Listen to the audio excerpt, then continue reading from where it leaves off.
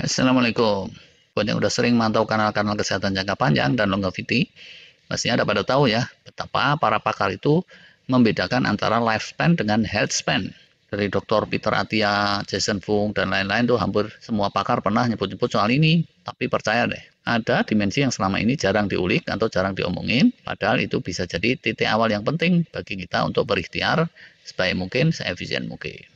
Hidup kita, lifespan kita, itu ternyata nggak lurus-lurus begitu aja. Banyak liku-likunya. Nah, ternyata health span kita itu juga nggak selurus yang selama ini dikira oleh sejumlah pakar. Bahkan dia itu lebih kompleks. Yuklah kita omongin. Pertama, pengertian sederhana dulu nih. Lifespan kita itu apa? Ya udah, lifespan itu ya hidup kita ini, umur kita. Mbah Kokon gitu ya. Sama Mbah Marto meninggal bareng tuh di umur 80 tahun. Nah, berarti segitulah lifespan-nya, 80 tahun. Tapi health span-nya itu bisa beda. Ini sekedar contoh nih ya. Mbah Kokon itu waktu umur 60 udah kena stroke, dan setelah itu sampai meninggalnya bisa dibilang dia itu nggak bisa apa-apa. Kalau dikasih duit sih tetap ho aja gitu, nyamber.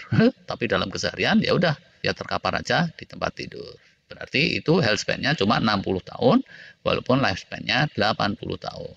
Sedangkan Mbah Marto itu sebagai kontrasnya ini sampai umur 80 masih bisa dangdutan sepanjang hari di acara 17-an. Tapi pulang dari situ terus kecelakaan jebret, innalillahi. Berarti itu lifespan-nya sama, healthspan-nya itu sama, sama-sama 80 tahun. Nggak usah ditanya nih, Mbak Marto itu kecelakaannya keserempet bajai atau kecemplung sumur atau apa, bukan urusan kita. Umur kita tuh di tangan Allah ya, gitu kan kalau menurut ajaran guru-guru kita. Tapi ini bukan artinya kita boleh mengabaikan ikhtiar terkait lifespan kita. Terus kita hidup sembrono gitu ya, nyerempet-nyerempet bahaya maut atau apa, ya gila sih kalau kayak gitu. Ibarat kalian nih main game Tetris gitu ya, masih ada apa enggak sih hari gini orang main Tetris atau game kasual apalah gitu ya. Game itu udah ditulis, diprogram secara permanen sama yang bikin, dan nggak bisa diubah-ubah lagi sama orang yang main. Tapi kalau kita mainkan, dia itu nggak sepenuhnya statis kan ya. Kadang kita main sukses besar, kadang gagal maning, bisa beda-beda tuh hasil akhirnya tim kita itu dan pengalaman mainnya, walaupun programnya itu nggak pernah diutik-utik dan udah dipastikan seperti itu. Kok bisa dinamis kayak gitu? Nah, padahal ini yang ngarangnya cuma Om Alexei Pajitnov gitu dari Uni Soviet. Sedangkan lifespan kita itu programmernya kan Sang Maha Kuasa, Sang Maha Segalanya. Tentunya programnya itu lebih canggih lagi dan lebih dinamis daripada game Tetris bikinan Alexei yang orang Uni Soviet. Dan mestinya sih ya, nggak statis dan cemen seperti yang diduga oleh orang-orang pesimis. Emang sih lifespan kita itu sudah ditentukan oleh Allah, sudah ditetapkan, diprogram oleh Allah, dan nggak bisa diubah-ubah lagi oleh siapapun. Tapi mestinya program bikinan Allah itu algoritmanya canggih, lebih canggih dari bikinan siapapun, dan karena itu kita tetap aja nggak boleh berhenti ikhtiar. Bener nggak sih? Itu pertamanya ya, terkait lifespan. Kalau terkait healthspan gimana? Nah, terkait healthspan ini makin kesini makin dipahami merupakan sesuatu yang multidimensi, dan tidak cuma multidimensi, dia itu juga multigradasi gitu. Ini kalau nggak pakai contoh susah dipahami kali ya. Balik aja lagi ke contoh Mbah Gogon tadi yo. Stroke di umur 60, berbagai dimensi dari kehidupannya itu sudah merosot ke kelas E gitu. Tapi silakan aja dicermati para penderita stroke. Dimensi kesehatannya yang merosot ke kelas jelek itu seringkali nggak semuanya secara serentak, bener nggak? Secara otak gitu ya, dan fungsi kognitif pasca stroke bisa ambiar sih memang, anjlok ke kelas E. Terus yang anjlok lagi itu secara jantung dan sistem kardiovaskuler misalnya, dan kesehatan metabolismenya. Masuk kelas E juga dua-duanya. Dan jangan-jangan yang masalah awalnya memang dari situ. Nah, tapi yang di kelas E itu seringnya enggak semua dan enggak terjadi secara seketika juga. Contoh nih, secara fungsi paru-paru dan pernapasan, bisa aja dia itu masih oke saja. Di hari dia kena stroke, kulit, rambut, gigi, bungkus luar tubuhnya itu mungkin juga masih oke. Demikian juga otot, tulang, persendian, bisa aja itu juga oke.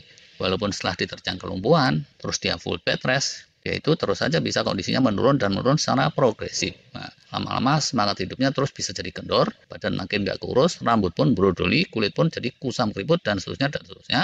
Tapi kemerosotan kondisi itu bisa aja terjadinya secara lambat laun. Kalau semangatnya bagus, dokternya bagus, bisa aja itu. Kesehatannya secara umum arahnya nggak negatif terus. Ada juga aspek yang bergerak ke arah positif. Sering terjadi nih ya, berkat kerja keras si dokter, bisa aja tuh sistem metabolisme yang semula kelas E berangsur membaik ke kelas C atau D, dan seterusnya. Nah, jadi dalam health span ini urusannya bukan satu saja, monolitik yang tak terpisahkan, tapi dia ini bisa dipilah-pilah menjadi sejumlah bagian atau subsistem vital penyusun diri atau tubuh kita Terus di masing-masing bagian itu bukan flip-flop gitu, on-off nyala mati kayak sistem digital, tapi dia itu bertingkat-tingkat. Ya bisa dibilang kayak tadi itu. Kalau gagal total mati pet gitu ya, barat anak kuliah ini kelasnya kelas F, kalau ambiar kelasnya E, kalau nyaris ambiar kelas D, kalau pas-pasan kelas C, kalau bagus mendingan kelas B, dan kalau prima atau unggul itu kelas A. Kayak gitulah ilustrasinya. Fitur lainnya lagi, masing-masing bagian itu perjalanannya tidak cuma searah ke arah laut, bisa ada U-turn-nya gitu, bisa berbalik arah. Semula kelas B gitu ya, berangsur bisa turun ke kelas C, D, dan seterusnya. Tapi bisa juga kelas B ini malah berbalik, membaik ke kelas A, atau bisa juga dia stabil di B situ. Komplikasi lainnya nih dalam health span, itu bagian yang satu bisa jadi penarik atau perusak bagian yang lain. Bagokon tadi contohnya. Awalnya bisa aja yang jelek itu cuma sistem metabolismenya aja. Nah, tapi gara-gara itu terus sistem kardiovaskulernya jadi ikut keseret ke kelas E. Terjadi sumbatan plak, terjadi kekakuan pipa-pipa pembuluh, dan seterusnya. Lalu terjadilah stroke itu yang secara seketika menyeret otak dan sistem kognitifnya ke kelas E sekalian yang semulanya itu masih rada oke. Habis itu, yang lain-lain terus jadi susah dioptimalkan dan ujungnya rame-rame ketarik menuju keusuran yang sifatnya terminal dan sulit dibalikin lagi, naudzubillah. Tapi saling keterkaitan ini bisa jadi berkah juga, karena selain bisa cenderung narik semua aspek ke arah negatif, bisa aja satu jurus ikhtiar yang mantap di titik penjuru yang tepat itu membalikkan semua aspek atau sebagian besar aspek ke arah yang positif. Contoh nih, gara-gara Bang Juki duda kesepian kawin lagi, semangat hidupnya jadi menyala-nyala. Fasting yang tadinya cuma ikut-ikutan demi pencitraan di depan mertua, lama-lama malah bermanfaat bikin sehat tuh. Dan bersamaan dengan perbaikan metabolisme, kesehatan liver, ginjal, jantung paru, lambat laun juga naik kelas. Sehingga yang dulunya Bang Juki itu loyo, sekarang setiap hari bersama istrinya dia itu ginjal-ginjal. Wih, ginjal-ginjalnya apa sih ya? Nggak jelas bener. Pokoknya gitulah ya. Health span-nya ternyata bisa kembali menguat dan memanjang lagi, alhamdulillah. Jadi, health span ini gradasinya kayak gitu. Tidak hitam putih kayak lifespan. Dan yaitu multidimensi juga tadi. Cuma pertanyaan berikutnya, multidimensi itu ya kira-kira dimensinya apa aja tuh, terus ada berapa? Nah, karena ini udah panjang, lain waktu aja lah ya kita jabarkan secara lebih rinci, lebih granular, aspek-aspek dimensinya itu apa aja, yaitu menurut para ahli kesehatan dan longevity. Nanti kalau udah dipahami aspek-aspeknya, semoga bisa kita manfaatkan untuk upaya-upaya dan ikhtiar yang lebih nyata dan efektif. Key poinnya dari para pakar dalam menjaga amanah kehidupan adalah kita ini jangan cuma berpikir untuk panjang umur, tapi perlu pula mengupayakan bahwa sepanjang hidup kesehatan kita itu terjaga. Walaupun nasib kita ini di tangan Allah, ikhtiar-ikhtiar yang baik mestinya tidaklah sia-sia. Itu deh. Terima kasih.